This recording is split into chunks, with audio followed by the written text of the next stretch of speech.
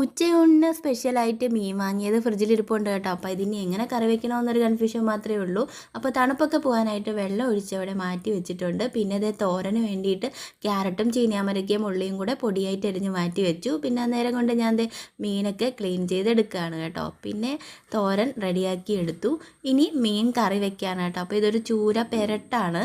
അപ്പോൾ ആദ്യം വെളിച്ചെണ്ണ ചൂടാകുമ്പോൾ അതിലേക്ക് നമ്മൾ നുറുക്കി വെച്ച ചെറിയ കഷ്ണങ്ങളാക്കിയ ചൂര ഇട്ടൊന്ന് വഴറ്റിയെടുക്കുക.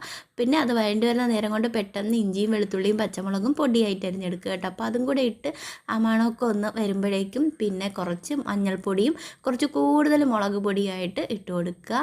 അതിനുശേഷം ആ എണ്ണയിൽ കിടന്ന് അതൊന്ന് മൊരിഞ്ഞ് വരുമ്പോൾ കുറച്ച് പുളിവെള്ളം കൂടെ ഒഴിച്ചു കൊടുക്കുക. വാളംപുളിയുടെ വെള്ളമാണ്, എന്നിട്ട് വേവിച്ച് വറ്റിച്ചെടുക്കുക. അടിപൊളി മീൻകറി റെഡി. അപ്പോൾ അതേ ഉച്ചയൂണ് മീൻകറിയും തോരനും രസവും ഒക്കെ ആയിട്ട് അടിപൊളിയായിട്ട് ഇന്ന് കഴിച്ചു. അപ്പോൾ വീഡിയോ ഇഷ്ടപ്പെട്ട് കഴിഞ്ഞാൽ ചാനൽ സബ്സ്ക്രൈബ് ചെയ്യാനും ലൈക്ക് ചെയ്യാനും മറക്കല്ലേ.